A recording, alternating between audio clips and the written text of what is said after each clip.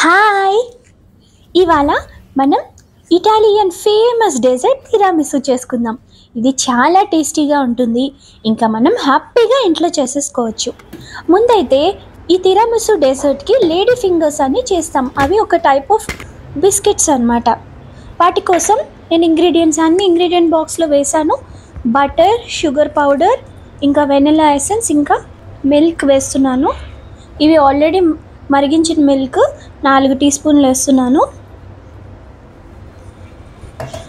So బాగా కలుపుకోండి, వీటిని కరిగేలాగా.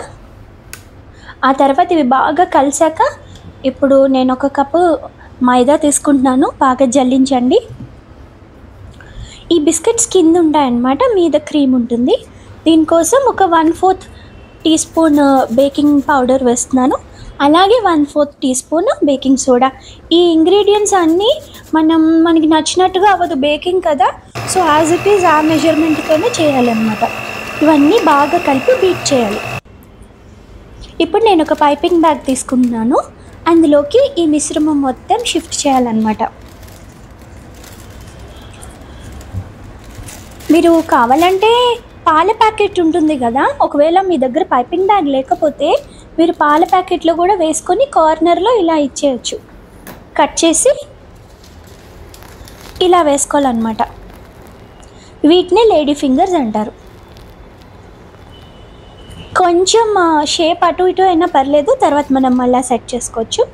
అయితే ఇలా పొడుగ్గా ఉండాలన్నమాట ఈ లేడీ ఫింగర్స్. చాలా టేస్టీగా ఉంటాయి. ఈ డెజర్ట్ గురించేనే కాదు, సరదాగా అయినా మీరు చేసుకొని దీని మీద కొంచెం షుగర్ పౌడర్ చల్లితే చాలా మంచి డెజర్ట్ వచ్చేస్తుంది. సో మనం వాటర్లో కొంచెం వేలు తడుపుకొని వీటి షేప్ని సెట్ చేసుకోవచ్చు అన్నమాట.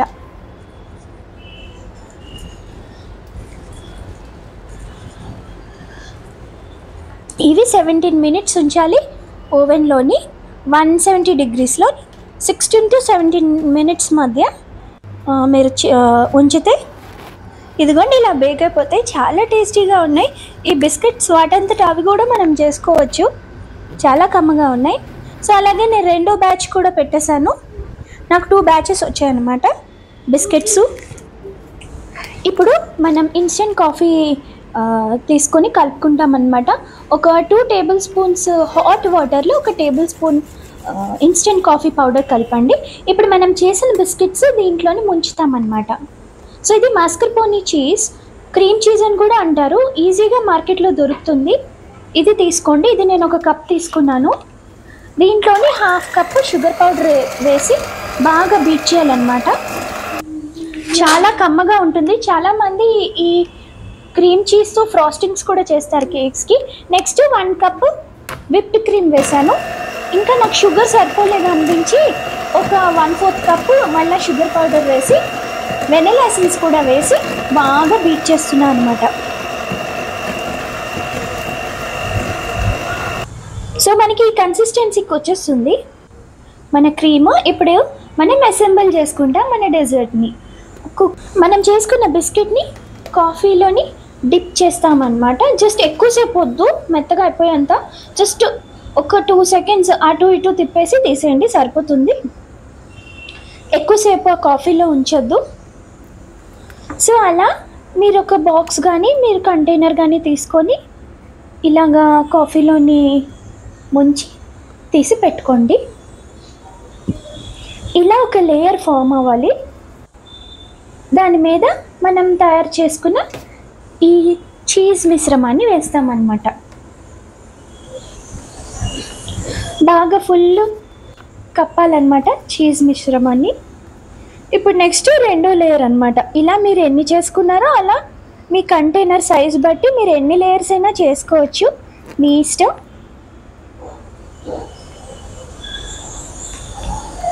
సో ఇందాకట్లాగే ఇలా మనం బిస్కెట్స్ని ముంచి ఇలాగ సర్దుకోవాలన్నమాట.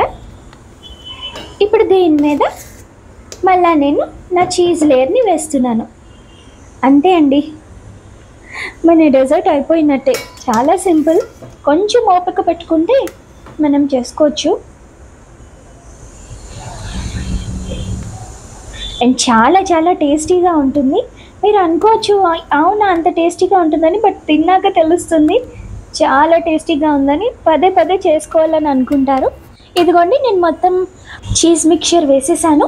ఇప్పుడు ఈ డబ్బాకి మూత పెట్టేస్తున్నాను అనమాట. ఇప్పుడు ఫ్రిడ్జ్లో ఒక 3-4 గంటలు పెట్టేస్తే మన తిరామిసు రెడీ అయిపోతుంది. చాలా టేస్టీగా ఉంటుంది.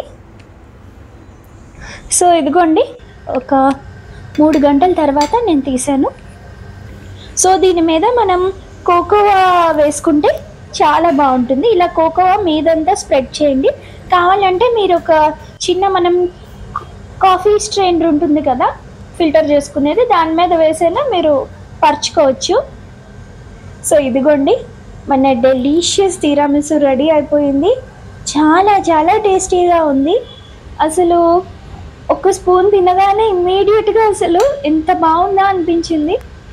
ఇంకా తప్పకుండా ట్రై చేయండి. Okay bye.